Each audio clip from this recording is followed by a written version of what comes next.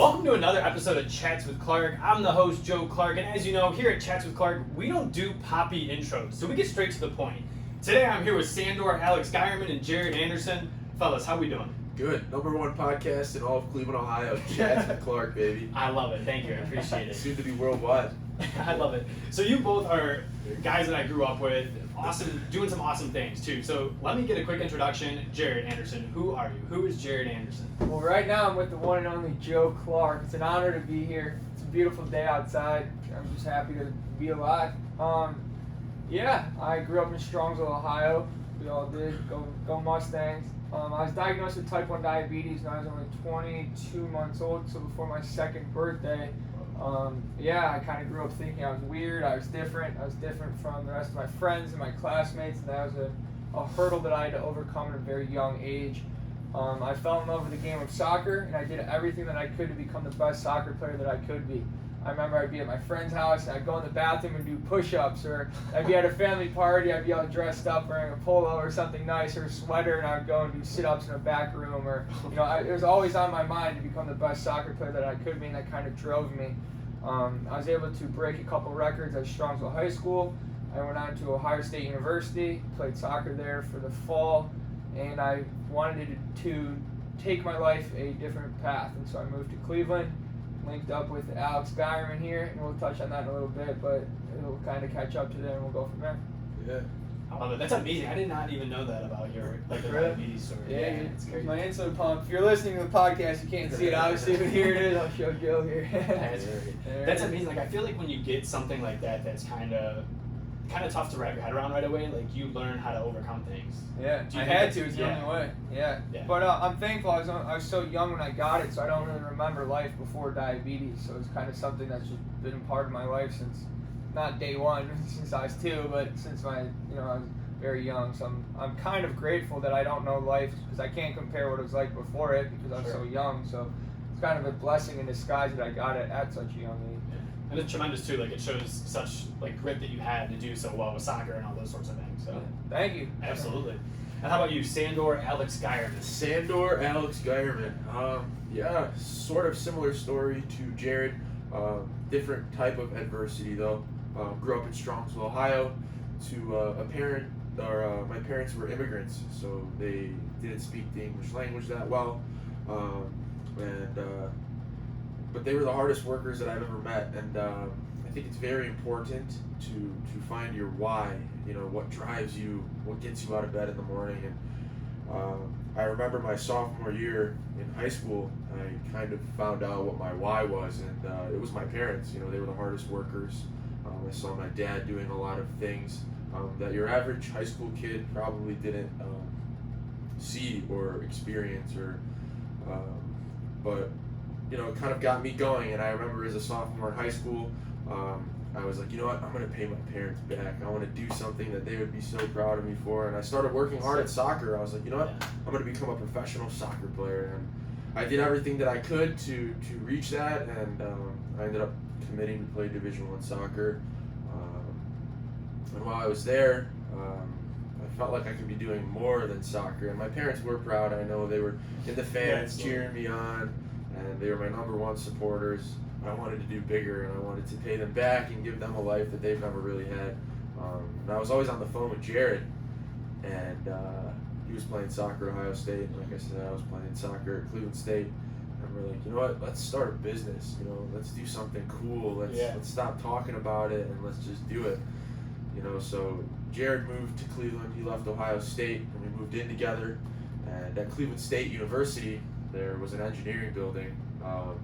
They were open super late at night, so we would go there from 10 at night till 2 in the morning, and we would just try to think of this business idea, this billion dollar business idea, and brainstorm back and forth. What are we good at?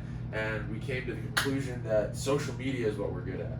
We grew up with it. We're the experts. Yeah. Our parents haven't dove in as deep, and don't understand it as well as we do. Let's figure out something with social media. So the next day, we're like, let's stop talking, let's act. And we hopped on the Rapid. We didn't even have a car at the time. This was our sophomore year of college. Yeah. And I mean, this thing mean, there were people like graffitiing. Literally, this is not like I'm not making this up. People were graffitiing on the seats in front of us. Like, it was pretty scary. I'm not gonna lie. We got to the Staples and we're like walking through. We're like, it's kind of a sketchy area. We got our business cards and we got back on the Rapid and we got off at Ohio City and we literally just started walking into mom and pop restaurants that day, acting like we had a business. We're like, hey, we're Gen Z marketing. We manage social media accounts. Let us manage your social. And we got tons of no's, but we did get one yes from a coffee shop in Ohio City. It's called Coffee Cafe, and we got the opportunity and we took it. You know, we blew it up and we did awesome, and we started to grow. I don't want to take too much of the spotlight. If you want to talk a little bit more.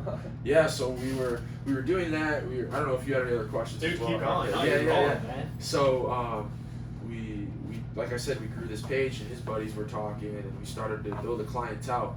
And we were, sophomores in college. We started to make a little bit of money. This was cool. It started to drive us. We're like, dang, this is awesome. Our hard work is starting to pay off. So while we were doing this coffee shop, we were walking into every single restaurant, every single business. People started to talk about Jared Anderson and Alex Gyerman. What are these kids doing? Yeah, right. So Jordan Sanford, shout out Jordan. He's an awesome guy, big, awesome role model. He started a social media marketing company as well called Sanford Social, where he was working with some cool clients like Rolls-Royce, Mercedes-Benz, Bentley, Porsche, Maserati. And we started to work with Jordan. And it was awesome, and we started to take pictures of these cool cars, and we found out that we're pretty good in the car industry. And Jordan and Jared and I just kind of went our separate ways, and he was doing his thing, and we decided to go do our own thing again, and we started managing social media for car dealerships. We found out we were really, really good at it, and we just started building a clientele. And I don't know if you want to touch on anything else, or if you want me to keep going. I can keep going. Keep going. Yeah. So, I mean, I guess there's a little bit more behind the back burner, behind the scenes. Jared and I don't drink. He's actually never taken a sip of alcohol. I've never been drunk before. And our weekends were compromised of reading a lot of books. I mean, he's probably read over 175 books. Could be wrong. I mean, you're probably right around there, right? Something like that. I'm close-ish, probably. No, but we read a lot, and we met with a lot of people, and we educated ourselves, and we're still learning. I'm still. It's a process, and I love it. And the same thing that we did with soccer on the weekends. Instead of partying, we were grinding. Not to brag or to boast, but it takes a certain type of a person to become a Division I athlete. I mean, that's sacrificing, whether that was partying or hanging out with friends, whatever it was. I think you were going to say something. No? Okay, yeah.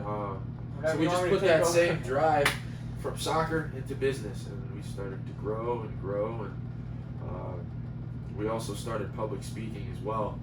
So we call that Deja Vu movement, where we would go to high schools and we would speak to kids. And it was awesome, the most fulfilling thing ever, getting up on stage and sharing our stories and our hardships. Like, hey guys, you're not alone. Everybody faces trials and tribulations, and it's not an easy route, everybody faces adversity. And we just kind of got up there and we were transparent. And I feel like that's really where you connect and you can resonate with somebody, is when you actually show them your downfalls and your hardships, and that you got bullied, or that you had diabetes, or that my dad was a garbage picker, or whatever it may be. That kind of stuff you relate to a kid, not always just talking about the success. And we got up there and they loved it, and there were kids crying and coming back to us like, you guys are super motivational and inspirational, and that really drove us. And like, we kept growing and going to different school districts, and unfortunately with COVID it kind of died off. But we definitely want to keep speaking and just keep pushing our business. And because you guys have two. So like you said, you just mentioned that Deja Vu movement, which is like a business in its own right. Yes. And you guys go around as the two of you doing your thing. And does Eli join too? Yes, Eli. He hates Eli. Eli, I got you, bro. It's Eli, not Eli. Thank you.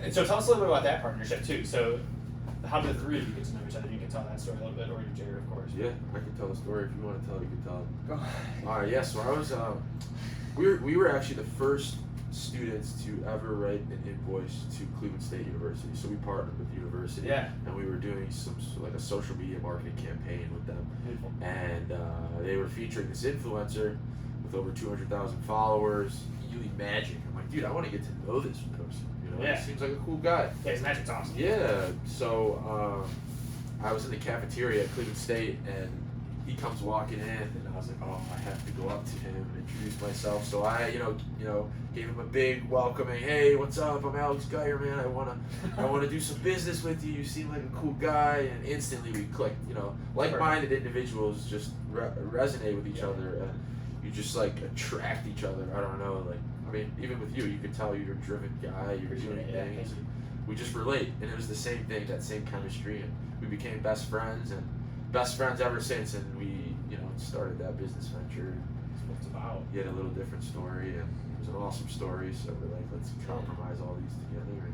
And that's like something that's awesome is that like while you guys had similarities like with the soccer and the same background of like where you grew up and that kind of thing, like he adds a different environment to that too. You know, like he's doing magic and something totally different than soccer, or than having your immigrant parents or the diabetes. Like, but you all have that grit and you all have that like-mindedness that you're talking about. Right. That allows you to work so well together. And it's impressive because you show, like you're saying, to a group of kids with the deja vu movement, like, hey, we're all coming from different places. We all had terribly different lives, not terribly bad, like crazy different lives, you know, and then Absolutely. look at this end result. Like, that's perfect. That's beautiful. Right. And it comes off as authentic. It is authentic. So. Appreciate that. Yeah. Yeah. And it helps too because at the end we say you don't have to be an athlete. We're not here encouraging you to be a magician or an entrepreneur, and it helps because Ely has a different story as well, and his result is different, but we're like-minded, and so it's not just two athletes who started a business speaking. Right. It's a kid from Columbia Station who was in band and played football and started doing magic and has traveled and met different people, and he's learned different lessons from what he's gone through with his life.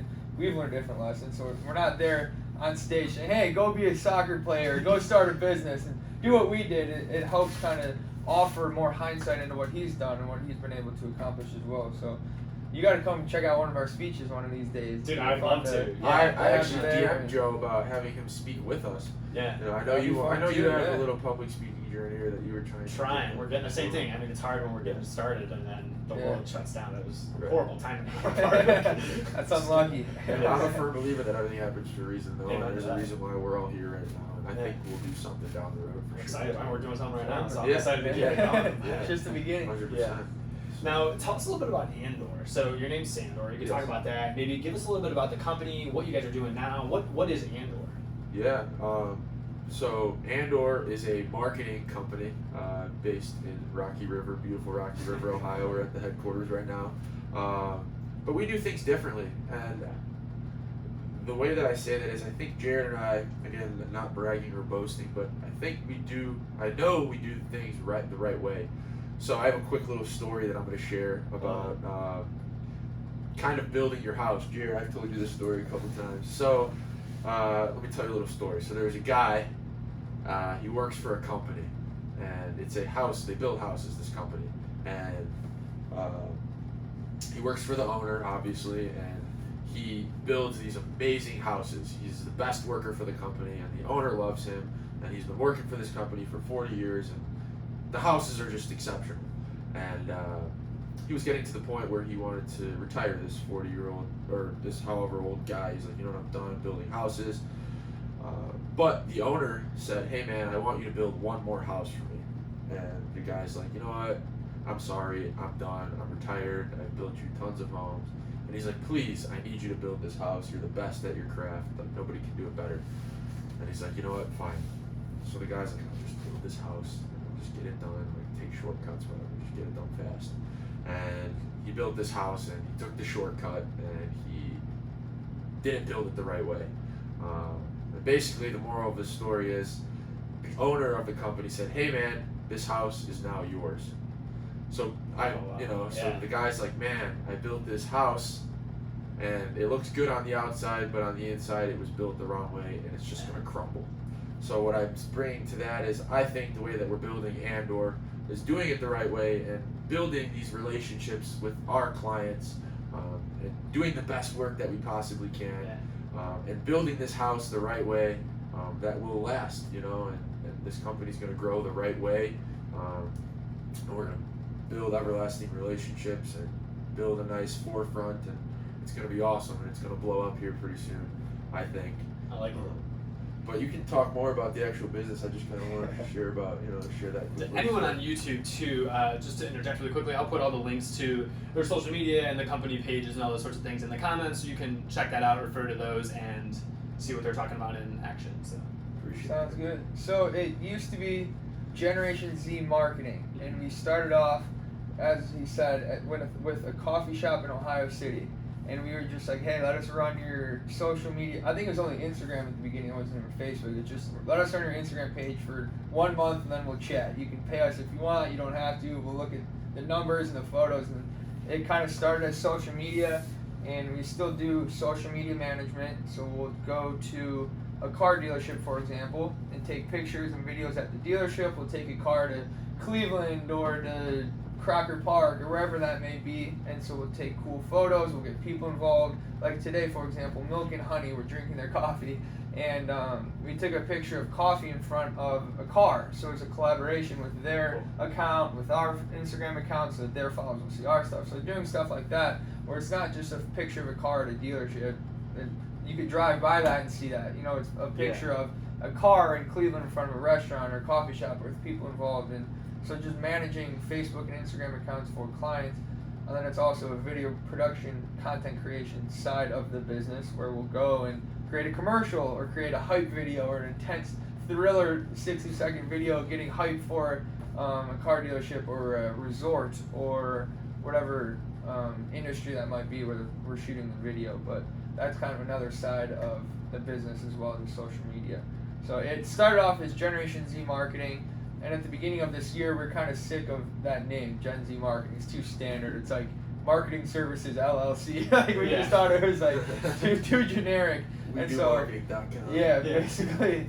And so my last name is Anderson. His real name is Sandor. So if you put those together, it's Andor, like it says on the wall. Real So creative. there's Andor No, Creative, perfect. yeah. Then slap creative at the end, and you got Boom. Andor Creative. So that's kind of where we are right now. that's perfect. So- Do you guys both have different parts of the company that you do or specialize in? Like, do you think like you do better at one thing, and he does better at the other? Or do you guys kind of just collaborate on everything? How does that work for you guys? That's a great question. So if you want to answer, I was going to say shortly, we work very well together. You know, Yeah. I remember in the beginning stages of the business when we weren't reading as much books and didn't understand ourselves as well. I mean, we literally would like fight each other. Like I remember walking to the Cleveland State Rec Center and we were like had a business whatever discussion and we got a little bit heated and we literally ended up like punching each other, literally like beating multiple each other up. times. But like ever since then, like I mean, honestly, after that fight, we haven't fought really. We usually compromise pretty well. We understand the right things to do. He's a very good person, good morals, and I think that goes a long way. You know, doing the right thing behind closed doors. Like I know that he's not going to go into the business bank account, spend $5 million. You know, like that's just the kind of person that he is. And I would like to say that I'm like that as well. Yeah. Both. And also, I've already thank you. spent like $1 million. We'll talk about that later. Yeah, well, but as what? you can, you did what? Yeah.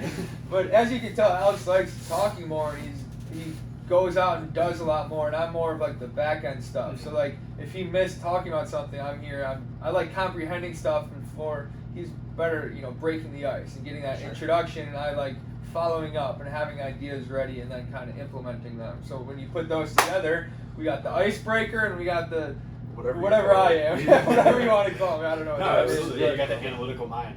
yeah, something like that. I wouldn't go that far, but No, whatever I that may be. And well so, said, Peter. thank you. So Alex is a lot better at kicking the door down, and I'm kind of better at coming in with more facts and more strategy and stuff like that. So that's the long answer to what we do. We do a lot of things similarly. We work together with ideas for videos and what we can approach different clients with and stuff like that. And so our day-to-days are different every day, which is the best part of our job. Yeah, and I love doing that side, but like you said, we work very well together.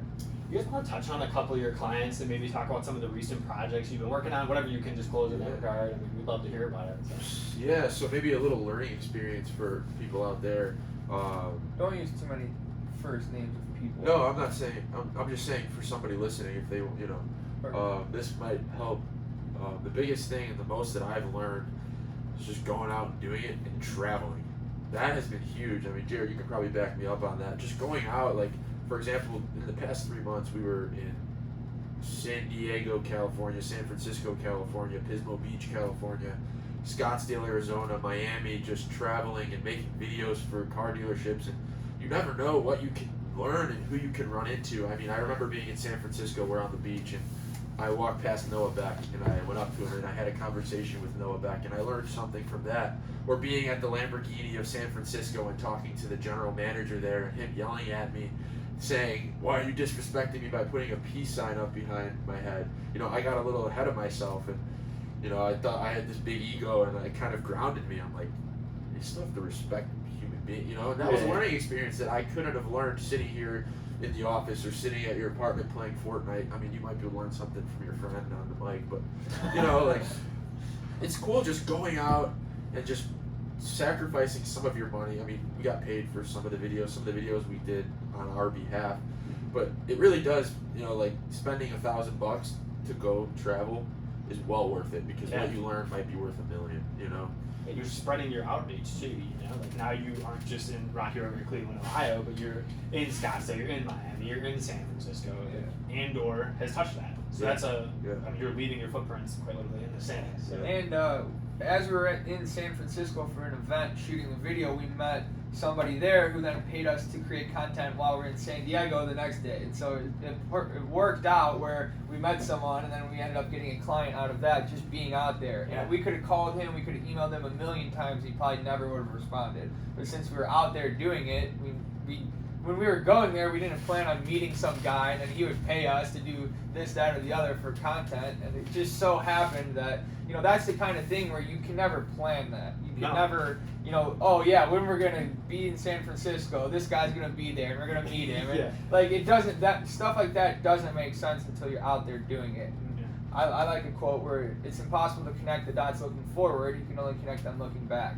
And as we look back on our journey, there's so many things that just happened, or we just so happened to run into someone, or we just so happened to meet someone who knows someone who we were trying to get in contact with. There's been so many instances where looking back, like, wow, that's crazy that like the timing just so happened to work out, where we ran into somebody, or we got in contact with someone, or we got an idea, or so many things happened like that where they couldn't have happened if we weren't out doing something. Yeah. And so advice, I guess, or a learning lesson for someone listening, just go out there and do it. Just go out there and be out there, and you really never know what might happen when you're, you know, out there doing something that you love to do. That's so cool. Like, the two of you always put yourselves out there. You know, like, I remember when you started this company, I remember when you guys were going and speaking, like, just, you are two of those people that put yourselves out there. You're not worried about what's going to happen or like any of the ramifications in a social setting. Like you said, you guys don't go out all that much, like and drink and party and all that jazz, because you're devoted to this. And that's cool. Like, people recognize that truly, even if, you know, like I'm telling you guys this now, I don't think I've ever said that before, but you get the point. So that's really great. You gotta get out there and do it. And Well said. you sit here, you can only do so much in one spot. It's the reality of it. So, and like you keep, like when you met him in the cafeteria, and now this client out that had you shoot in San Diego. I mean, it's a running trend in your story so far that when you put yourselves out there, you run into people, and you guys have the personality to make it happen. So. Absolutely. Yeah. That's, I mean, touching back on that, just going out, like here I have this little, he loves doing it as well, just going out and doing things like out of your comfort zone. Okay. And just with no planning, no nothing, like just going out and doing it. And when we would do those kind of things, I would write down like a story of how something happened from just going out. And I could read, this is the story if you want me to read it really quick. This was March 3rd, 2021. What a trip. Back on the flight and heading back home from Cleveland, Ohio. It was an amazing 3 days, and I learned a lot and experienced a ton for the experienced a ton. Handwriting's not great. Beautiful California. While being out there, we ran into Mike Malak, Logan Paul's best friend. I don't know if you know who that is. I don't. He's on the podcast. He's a pretty famous dude. This was a pretty crazy story. Let me explain. I'll call this story Act on the Uncomfortable.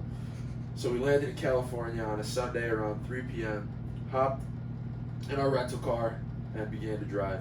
We were about 1.5 hours into the drive with some Chipotle in our stomachs. The idea popped in our mind to stop at Logan Paul's house because we saw a sign that said Calabasas on it, and that's where Logan Paul lived. So eagerly Googled his address. It was about 15 minutes away in the opposite direction. We made the collective decision to turn around Logan Paul, here we come.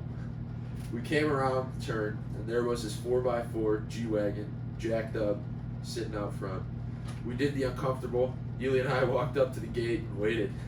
Nothing. As we got back into the car, we began to drive away. A green Aston Martin, or as Ely calls it, an Ashton Martin, comes flying around the corner. It was Mike Malak. This was the time to act on the uncomfortable. Ely opened the door and calmly, yet nervously says, "Hey, Mike." And then basically they just started talking and chatting with this guy. But like the moral of the story is like just, again, going out and doing stuff because you can't plan anything. What are the odds that Mike Malak comes turning around the corner? But again, sitting back at home, would any of that have happened? No. And the timing of it. Imagine if you guys didn't pull off and decide that, hey, we're going to go the 15 minutes the other way. And if you didn't sit at that house for however long you did outside the gate. Like imagine if it's a minute shorter, you don't bump into them. Isn't that crazy? It's crazy. And I think God helps those that helps themselves, you know, so we could sit here and pray and dream all that we want, but I think just going out and doing it, you know, you're going to get rewarded as long as you're doing it the right way. And, it has definitely shown in our lives, and all glory to God for sure, for where we have came, you know. And to touch on that real quick, I don't want to get too religious. I don't know. No, please. I heard this from a movie. It was a scene. I can't take like credit for it, but I forget what movie. But they're talking about when you pray for strength, that God doesn't just give you strength; He gives you an opportunity to be strong. If you pray for courage, God doesn't just grant you courage; He gives you an opportunity to be courageous. And that applies for anything. And so I love that, and I think that unless you're looking for signs from God, you won't find them. And there's people that are miserable and saying God doesn't do this, God doesn't do that, but they're not looking for signs from God to help them out. And so to capitalize on what you were just saying, you know, we always have prayed, and we've prayed for soccer, for success, for money, even not to go buy crap that we don't need, but to help give back to other people and stuff like that.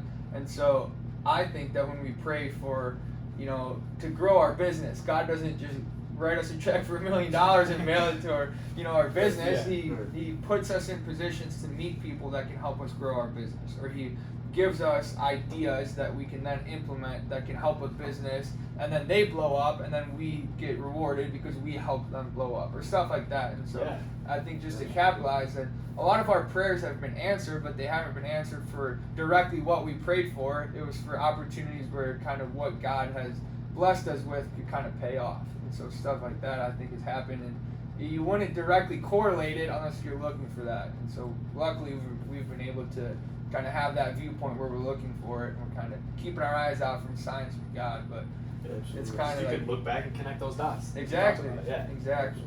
And do you guys pray together? Like, is that something that you guys do? Yeah, we used to pray before speeches, and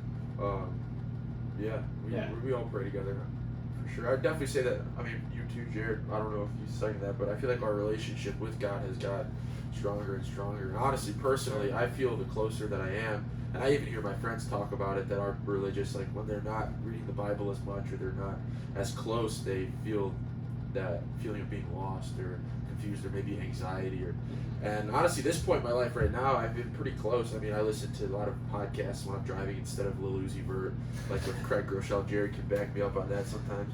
He's like, oh, another podcast of Craig Groeschel probably. But I mean, I like fueling my mind with that kind of stuff because it's the truth. And I think the truth goes a long way. And like you were saying, you know, we pray to God, and maybe some of the gifts that He's giving us is doing the business in truth and not taking shortcuts and doing it the right way. You know, maybe that's a blessing. You know, that's something that I'm realizing now, like we're doing it in truth, you know. And I think if you do things in truth, you'll automatically have less anxiety and less stress. But what is the truth, you know? And to some people, like me, it might be the Bible, you know, like that. That's the truth there. And I'm not a perfect person at all, but I feel like the more that I follow it, it all makes sense. I'm like, whoa, if I don't do that, I feel better. Or if I don't do this, I feel better. Or hey, don't do that, that might hurt you. And it works, you know, like Absolutely. I feel free, you know, like free spirited. Your You feel the difference. Go ahead. Your man Matthew McConaughey said the truth is only offensive if you're lying. And so basically means that if you're offended by something, you're probably not doing it the right way. So to keep going on what you're already saying, if you're doing things the right way, you're not going to be offended by what happens or what other people say, because you know deep down you're doing, you know, what you're supposed to be doing. Right. You're a big Matthew McConaughey fan, so He has some ringing quotes. He really does. Like the Yeah. famous hero story that everyone knows. You know, who's your hero in 10 years? yeah. He's And a tomorrow legend, in yes. 10 years. You ever yeah. read his book, Green Lights? No, I'll have to. That's Yeah. my favorite book. I admire you 100%. guys for reading so much. Like I am the slowest reader, and it's something like I sit down, I start to read, and then I'm like, oh my god, I don't even know what I've been reading the last 2 pages. Like I feel like I read words and don't actually.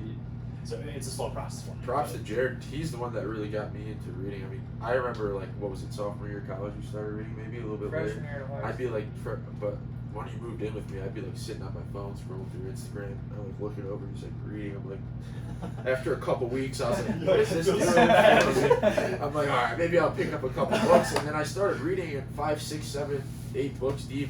You look back at yourself and you're like, whoa, Like, I did a this. different person. Yeah. Like I learned, I grew. What was I doing? I was almost embarrassed of myself. And again, all credit to Jared for doing it. And I always hype Jared up about this. He's so good at like being consistent at the little steps every day. You know, like whether that's reading for 15 minutes, putting his book away, and then an hour later another 15 minutes. And Nice. after, I mean, it's consistent every day. Boom, boom, boom. And then I look back and he's got a stack of books this tall. I'm like, dude, nobody's catching up Yeah. to that. Like, Yeah. you got Kobe Bryant in the gym over here, except reading books. Like nobody's catching up. And, I'm excited to see where you go and how many more books you read and how much more. I mean, I'm learning from him. He's learning Right. from me, maybe. And You guys I'm keep learning touching from on you. that too. You know, I was like, about- it is a little bit. Go ahead. Yeah, what were you saying, Jared? I wanted to touch on that real quick. Is Yeah. we've kind of already touched on it, but like we work so well together, I think Alex and I, because we're both good at different things, and it kind of helps each of us get better at certain things. We kind of climb the ladder like one ring at a time, like one. I don't know, what do you call them things on a ladder? Step? One step at a time, it a I guess. step? Is it a step if it's a ladder? I think. I don't know, whatever. One step at a time though, and like when I transferred from Ohio State to Cleveland State, and Alex would work out every day, or he'd run after his workouts or stuff like that. So I moved there, and like I'd be working out, and he'd be going harder. So I'm competitive, Alex is competitive. You know, we don't want somebody right next to us doing better. Yeah, on the treadmill. If he was running faster, I'd up mine or whatever. And so I would read books, and he'd start reading books, and then I would start working out with him. So I got stronger, and he got smarter from books. So we both kind of were leveling up at different things and kind of holding each other accountable for what we were doing. And now even like the other day, we work out together sometimes, and we were like tired, and one of us was like, let's go on a run, and the other person was like, obviously didn't want to, but they were Yeah. like, I can't say Oh, no we're now. going So for then it, yeah. a Like couple minutes something later, we were out on the run. And we golf pretty often now, and like I've never really been good at golf, but the loser has to carry the other person's bag. And so Nice. like you don't want to do that. Like obviously you don't want to lose in the first place, but to make it worse, you have to carry the other person's bag. Yeah, And you're so dead. exactly, Okay. yeah. And so I think I've carried the bag like every time this summer so far. Except I'm not for the one. good, but like I hate carrying the bag, so it makes me want to play better. Yeah. And so then if I might go to the driving range to help get better, so that I don't have to carry the bag. But like having somebody who can hold you accountable or to make you better at something else is huge. And even I don't think either of us would have played Division I soccer if we didn't go to the same high school, because I was a forward and he was a goalie, so we would go train, and I wanted to score on him and he didn't want me to score because he was playing goalie. So Yeah. Super competitive. yeah, always very Where I competitive. don't get more competitive. I get so competitive with Jared. Like no one else competes to the level of competitiveness that we have. Even like yesterday, We played pool we're basketball. in Colorado Island. I mean, people were watching us like around the pool. Like, what are these kids doing? Yeah. Like, we were like about to fist fight. Like we get so competitive. We just hate losing to each other. You're like looking at the page. Yeah. Like, look up Andor. But we're video. Need a video? We'll take this intensity to your video. Yeah. See this energy? Yeah. That's great. You know, when you surround yourself with people that are like mine, or you surround yourself with people that are driven, and like I keep thinking about that. It's that buzz idea right now where it's like, oh, your diet's more than what you consume, but it's the truth. I mean, it's not wrong, and like you guys are reading instead of scrolling aimlessly at God knows what on your phone and all those kinds of things. Like that really is what propels you, and you both have a really high energy. So I'm kind of curious, like, what do you attribute that high energy to, or how do you maintain such a high energy? Especially given like you're starting a business, you do all these other things, you're working out all the time, you're golfing and trying to not carry 2 bags, and like every day you come in with a great energy. What is that? How do you do that? Dunkin' Donuts. Yeah. Iced coffee. Is it? Yeah, I mean, I personally feel like it's having a why. You know, like what's driving you. You know, and why do you wake up every single morning? Yeah. You know, is there something bigger than yourself? You know, and I think that's definitely what it is for me and for him. You know, we both have big dreams to pay our parents back and give them a life that they've never had, buy them awesome things, and not just that, but like I said, bigger than yourself. You know, shining light on people, and maybe being that person that somebody will look up to. Like, hey, he did it the right way. Like, maybe I should, you know, stop doing that, or maybe I should, you know, just like bettering myself to be able to, or bettering yourself to, you know, share your story, or you're telling your story. You know, how are you going to help other people? That's probably my answer. And then it kind of gives me my energy. I'm like, it's bigger than me. Yeah, it's that butterfly effect. Right, Like yeah. you build yourself so that you can build others who do the same. Just keep going. Yeah. Exactly. I attribute it to a lot of things, but two specific things. One is proving people wrong, and the other one is proving people right. So my whole life, I'm sure all three of us, there are people that I was never good enough at soccer. I was never fast enough. I never shot good enough. I was never in good enough shape. I was never strong enough. There always were people that told me I wasn't good enough. It could be in the classroom, in soccer, whatever it might be. And so that has I've always loved proving people wrong and competing and doing things that people said I couldn't do.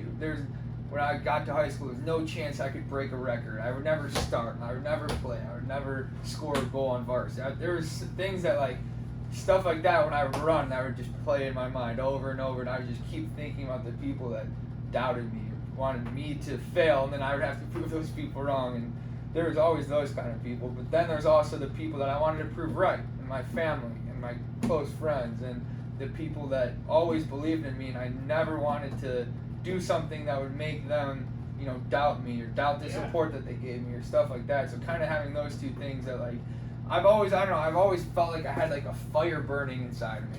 And people that told me like, you're going to be successful, you're going to do something good, like that adds to the fire just as much as the people that say like, you're never going to be anything, you're never going to amount to anything, you're never going to achieve this or that. And kind of that fuel is just kind of, that fires keep getting fueled by those two different kind of sides. Yeah, it's a healthy combination. Yeah. Yeah. Kind of aggravates you to get going, and then it's like, you know what, I love Keeps people you that going. motivate you. Exactly. That's the both worlds. It is. Just making this big fire, dude. Try. Who are some of your influences? Maybe like big scale, small scale. Matthew Matthew McConaughey. No, definitely my dad for sure. He's a hardworking dude. Hardest working dude. So I mean, my dad, both of his legs are shot. And he wakes up to this day at 4:30 every single morning, and he goes to work. And I remember being in high school, he was on that same routine, and he would come home. He would sit in front of the garage, and he'd wait for me to come home from school, and I'd come walking down the driveway, and my dad would have the biggest smile on his face, and that was like everything to me. You know, like my dad doesn't have the fanciest car, my dad doesn't have the nicest Ralph Lauren T-shirt. He doesn't care about that stuff, you know. And to me, that I always look at that, and I'm like, he's a perfect role model. You know, I'm very blessed to have such awesome parents, mom and dad. You know, great role models.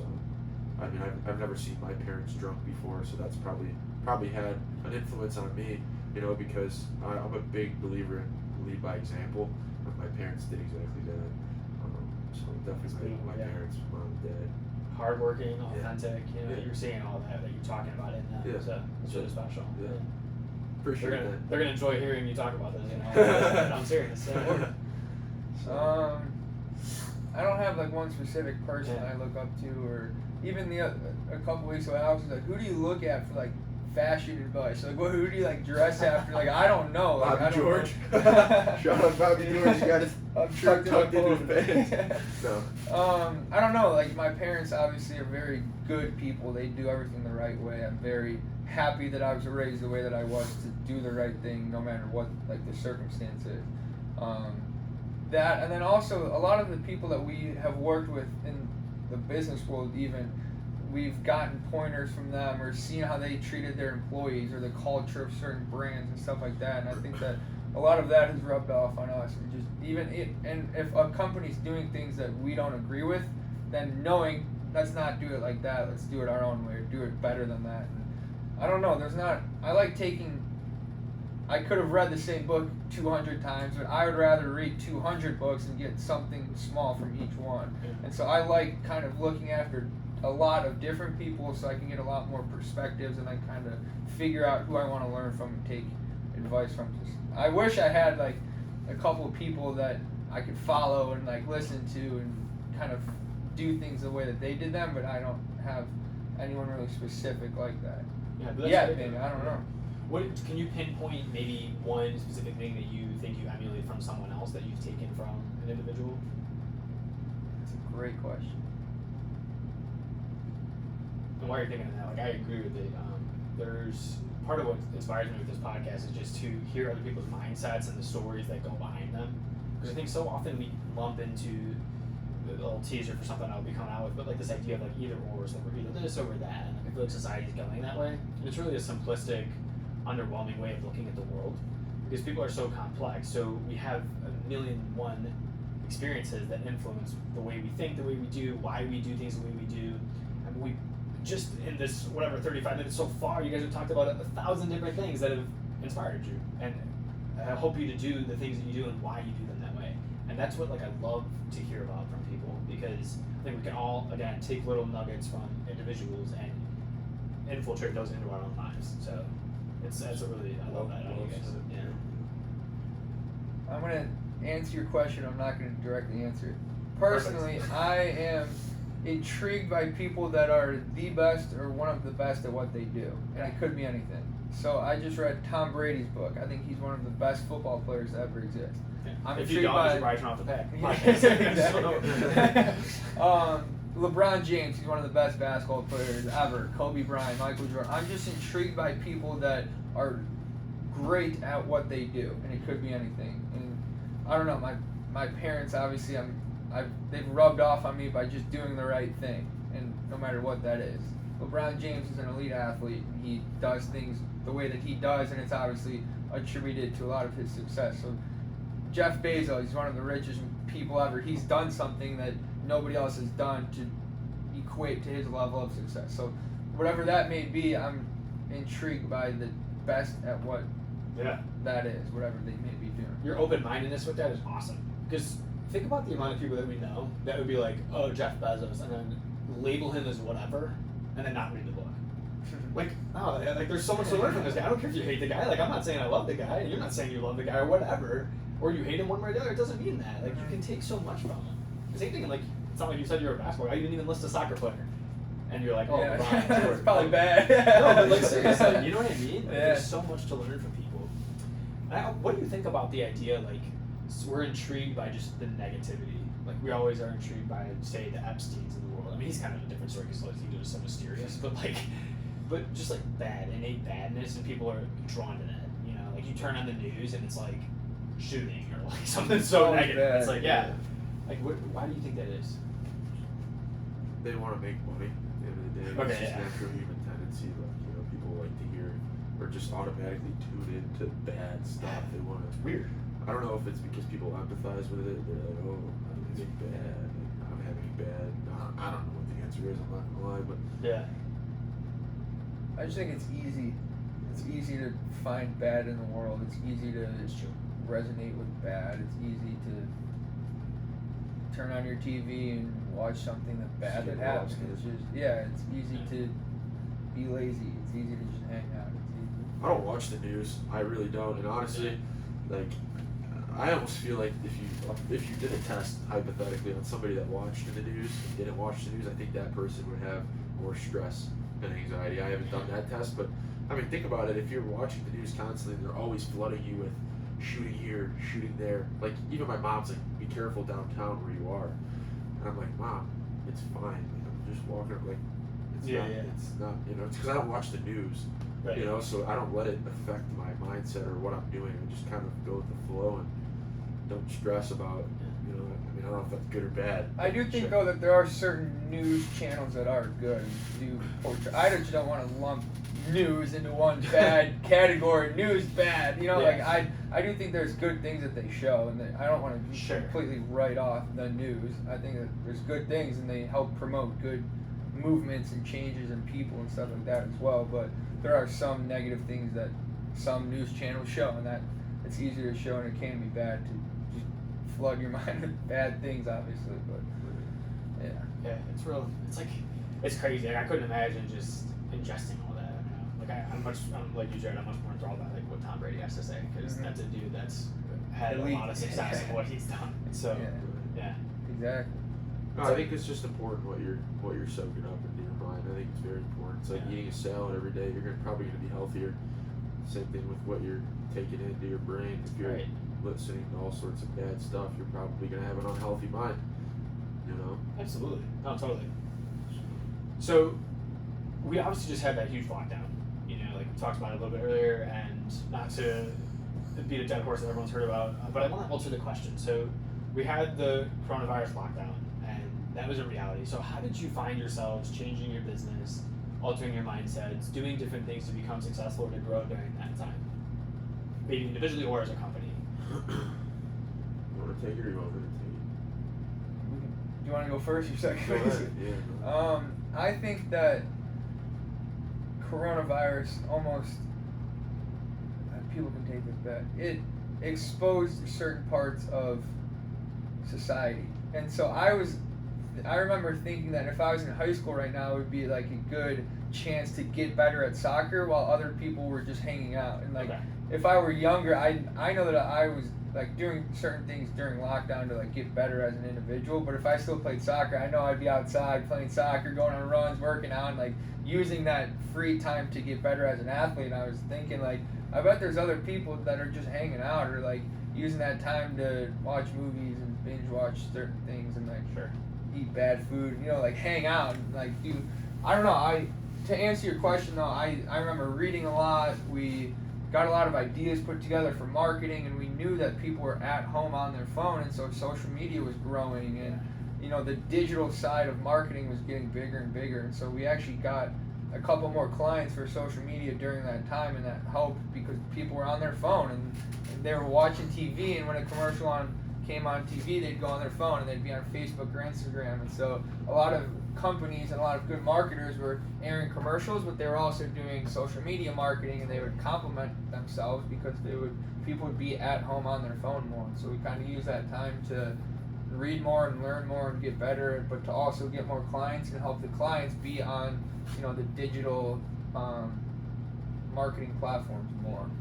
So that was kind of a long answer to your question. I apologize, but no, it's not at all. I mean, the more content you guys put out there during a time when it was just supply and demand, right? The more you put out during a time when more people are looking at it, the more people are going to see the more content. So it's perfect. Yeah. What do you think, Gyerman?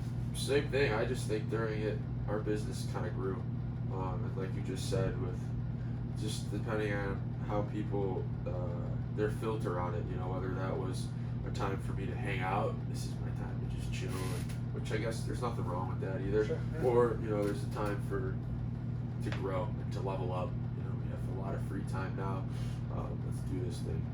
That's how we took it. And it was nice because school it honestly worked out perfectly for me personally, because he graduated early, a year earlier than me, and I was like, one more year of college. We're in business together. He doesn't have school. I'm going to be in school. This is going to be hard. Yeah. But COVID hit and everything went online. And this was during when we were traveling all over the country making these videos. And I was able to do all of my schoolwork on the computer. It's perfect. So it could not have gone any better for me. As you know, I don't want that to come off in a bad way. It's just reality. Connotation. But yeah, it worked out well, you know, and opened up free time to level up, to read, to call, get new clients, build new relationships, things of that nature. So. That's awesome. So awesome. What do you guys project to do, or what do you want to do now that things are kind of opening up again and life is moving past the lockdown stage? We used to brainstorm a lot more of the future, like big goals, big dreams, which we do have big dreams and big goals, but we haven't really been having those hypothetical conversations as much. It's been more, what can we do today to get better for tomorrow? And then just kind of replicate that. Let's maximize each and every single day now, and then see what happens, because we really can't control it, and we don't want to end up setting this huge big goal and then you don't ever reach it, and then it's like, never get that fulfillment. But if you're loving what you're doing every single day, and just focusing on each individual day, just knowing that you did your best, and then just kind of forgetting about the last day and got another fresh day now. Do what you can to maximize it. I like I don't know if you have a better answer. That's it. Yeah. It's funny. So I was student teaching this semester, and Yeah, you're a teacher. You're a teacher. went into the semester, and I'm like, all right, like same thing, like lofty goal. I was like, I want to have every kid, learning everything, and like just the typical ambition of a young person, I suppose. And I was like, I want every kid to like turn everything in, and we're gonna have a great semester or whatever. Well, naturally, I was slapped with reality a little bit, and particularly one student was less inclined to turn work in, and so throughout the semester, it was rather an awakening for me to learn how to set goals more appropriately, because when we have goals that are detailed around other people, which is mostly, that's going to be a vast majority of your goals when you're working with other people. Like, you know what I mean? Like, of course, it's going to be surrounding about what they do too. So I was like, okay, for this student, we're going to start it small. Like, I just want this kid to turn in one thing.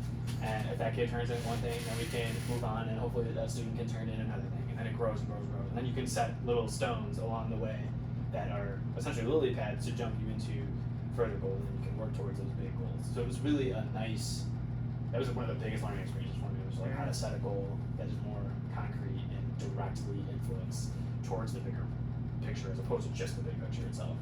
Absolutely. I like that a lot. Yeah. Compound effect. Well said. Yeah. So Shining some wisdom over here, Mr. Clark. I love it. hopefully, partially. No, you're an awesome dude. You have a lot of good things to say, and I think a lot of people look up to you. Thank you. 100%. And I'm excited to see where this whole podcast thing goes, because you're well set out for it. I mean, Thank you. The way that you articulate your words, and it's gonna be cool. I'm excited to follow your journey. 100%. Thank you. I know I'm excited to follow be yours awesome. too. So I was telling before, I want to hype you up a little bit to your Appreciate listeners. it. So Please. Joe Clark and I knew each other in high school. He was best friends with Jake Bell, and Joe Clark has been the same old Joe Clark that he's always been, and he just has this character, and he just believes in himself, and he never swore in high school. He's still the same guy. I love it, dude. And people like that just are truly themselves go a long way, and that's why I'm just so excited to see what you do. And Yeah, it's been awesome. Like, anytime we would all hang out, I was like, Gyerman had so much high energy, and we keep saying, like, high energy, driven dude. Like, always had stories too. I love people that have stories. Like, when people don't have stories, I'm like, what do you like? Like, what do you do? Like, why do you have stories to tell? Like, you know what I mean? Share a story. I know. I'm like, tell me something. Like, I want to hear a story. So, really excited for both of you. And Jared, I didn't know you as well, but the same thing. Just driven dude. Always, of course, always hearing about the soccer success. So I that's really cool. appreciate that. Yeah. Just a quick note on that. What happened with soccer for you guys? Because you were basically done before everything went crazy, and then did you get to play or not really? We both quit soccer before coronavirus happened. Okay, The so you were both pandemic done. Yeah, so you began. just played 2 years, and you played 2 years. Did you play at Cleveland State? I played the Ohio spring State. semester at Cleveland State, and then I hung up the boots and moved on to business. You guys miss it at all, or? Certain aspects of it, for sure. I fell in love with the process, not really the game. I loved grinding, and I could just basically do that same thing now, shifting Right. over here. I kind of got bored playing in games. I'm not gonna lie. I was the goalie, just like standing back there. Yeah. So It's saving a goal. I don't even know how you guys do that. So hats off to that. I'm happy I'm out of there. My knees were getting bad. I was getting hit in the head, and the private area hurt a lot. Yeah. I don't need to throw my body at the ball anymore. I'm pretty grateful, honestly. It's kind of nice. So it's So nice. step away from it. Yeah, step away from it. So. If you could share, both of you, maybe one piece of information, one piece of advice, you could frame it in any way. Like, if you want to frame it to younger people, if you want to frame it to yourself years ago, the McConaughey idea of the hero, what kind of advice would you share? What kind of thought would you share with anyone that's listening? Go ahead. Hold that thought. Let me think really fast. So, probably just having integrity. Okay. I think that goes a long way. Just doing the right thing behind closed doors when nobody's watching, and knowing that there's a bigger purpose, and that there's, whether, to me, that's God looking over me, and you will be rewarded, and not just that, but being a good person and helping others, typically you will be rewarded as well. So yeah, it's probably just having integrity. Yeah, you guys keep talking about it, support it, because if you don't, people are gonna, first of all, it'll come out. Secondly, people don't know what to do. Thirdly, like, you're hurting other people. What's the point? And it just doesn't get you anywhere. But it's easier said than done. It's just hard to do. It's hard to do the right thing when maybe telling, like, for example, we had a client where we make the car. And, Jared was honest and said, hey, we did this, and that goes a long way. Now we're respected that much more because, but he didn't, we could have ended up having to pay millions of dollars, who knows, from that. But, he did the right thing, and, it worked out in the end. Yeah. So. Wow, that had to be scary in itself. It was. Yeah. It wasn't bad, and it was on like a part of a car that you don't. It's like it was on the top of like a light bar, so you wouldn't know that it was there unless you looked at it. And like you said, we could have just left and not said anything, and like somebody else would have had to pay for it, and we just thought it would have been better to be up front. And Totally. they were very.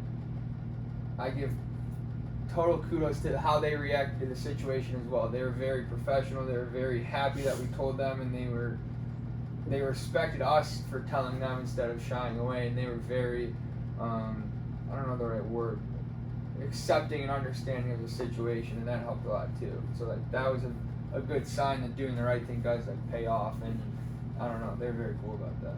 Yeah, man, your heart had to be pumping. Oh yeah, oh yeah, big time. Do you have anything you want to share, Joe? Do you have like a piece of advice, just a tidbit of information that you want to say?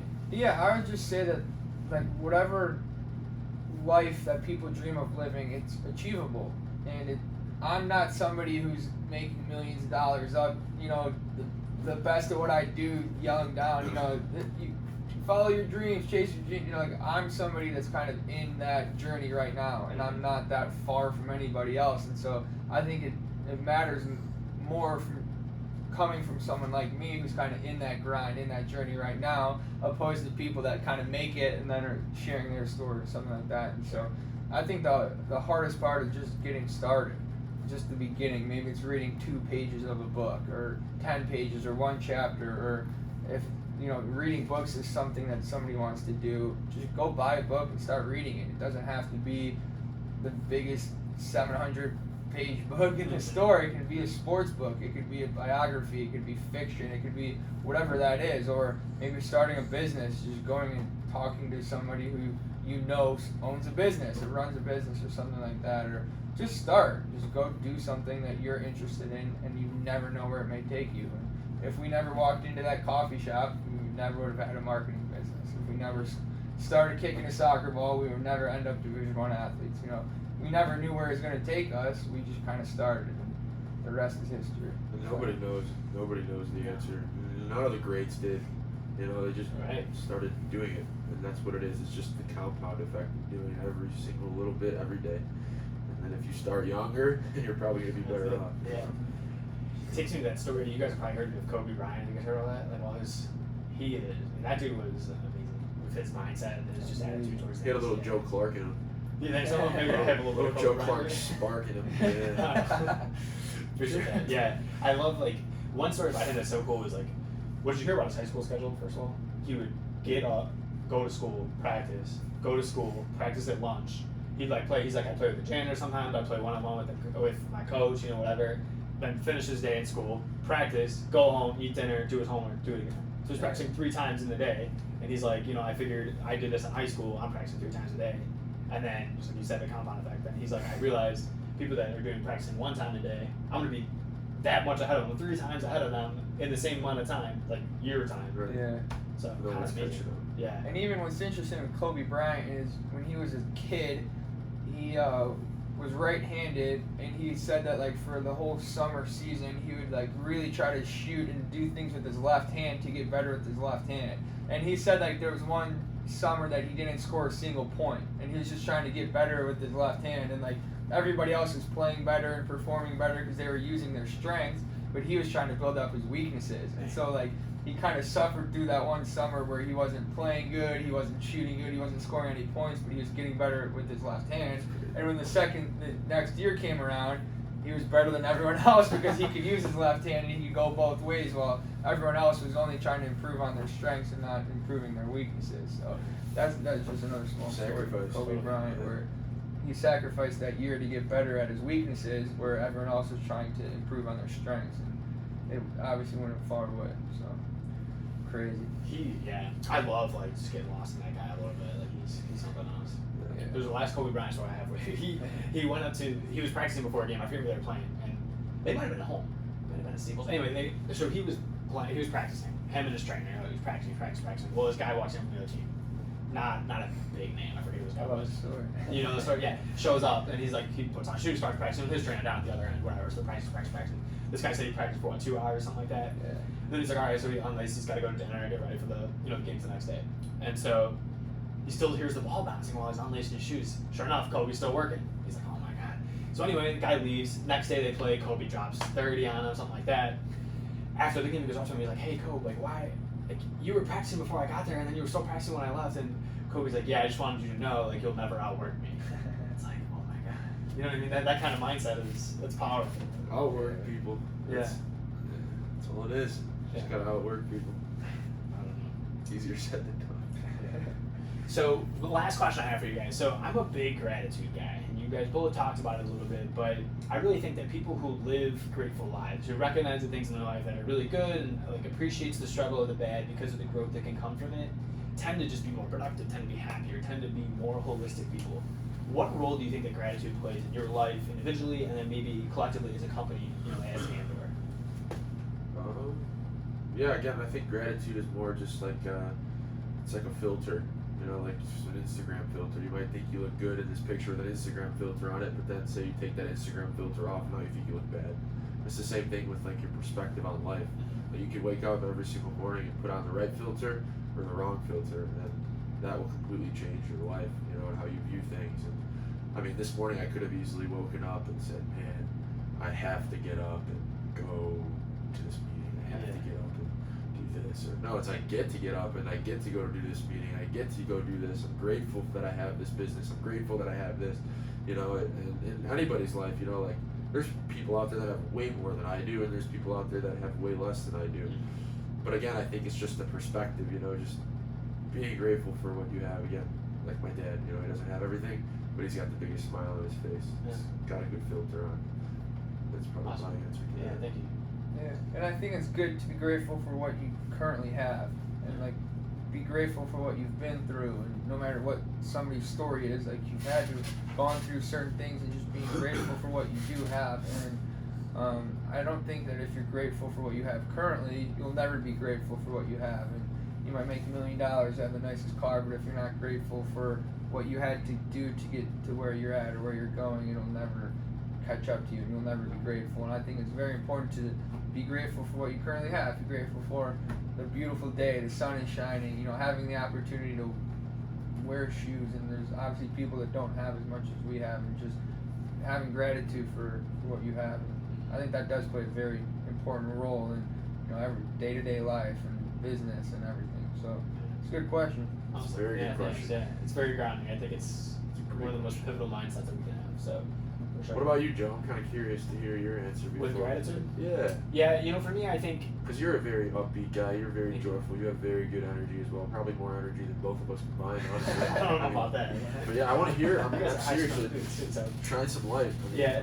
For me, like, the gratitude thing is essentially that. Like, I really think that, like you guys said, I really think it's a way that you can live your life, that any of us can live our lives in a way that is most accepting and appreciative of who we are, and able to do that for other people too. Like, if we can be the best that we can be, then we can give the best of ourselves to other people. And in order to be the best that we can be, we have to recognize the things that are great. We have to recognize the things like, hey, like this is tough, and this might stink right now, but I can see the gratitude perspective is like I can see something in it that is helpful to me, which again then can be helpful to other people too. So it's really like taking what is good, taking what is bad, and then harnessing all of that into just this positive recognition of ourselves that can be the best for other people too. Like that's it for me. I'm like, you know what, like this can be tough, it's gonna be great, I'm grateful for it. And I think appreciate, like you take it at face value too. Like it's not like, or you take it more than its face value too. It allows you to like look into things. So that's awesome. Yeah, that's it for me. Joe Clark, baby. That's awesome. So one last thing I wanted to close you guys with too is this thought that I had thought of earlier. There's a saying where you pray like everything depends on God, and then you work as if everything depends on you. And that's kind of what both of you talked about. Great quote. Yeah. I don't know who said it. I don't remember anything about it, but it's something that I think is constant. The brain is going nuts right now. Like you pray as if everything depends on God, and you work as if everything depends on you. So Sandor, Alex Gyerman, Jared Anderson, the company Andor, Deja Vu Movement. Check it all out again on YouTube. I'll be dropping all the links in the description or in the comment below. It depends what YouTube allows me to do this time. They seem to do whatever they want, so got to work within their parameters. Really appreciate having you guys on. It's been an absolute joy. You guys have anything last closing? Just thank you, Joe. Yeah. And I'm excited to see where this goes. I'm excited when you have millions of followers on here that I was a part of the Joe Clark podcast, babies. Thank you so much. Yeah, again, I'm the host, Joe Clark. Thanks for tuning in. This has been another episode of Chats with Clark. Be sure to tune in next time. Give us a like, give us a follow. Please leave us a review, and thanks for listening.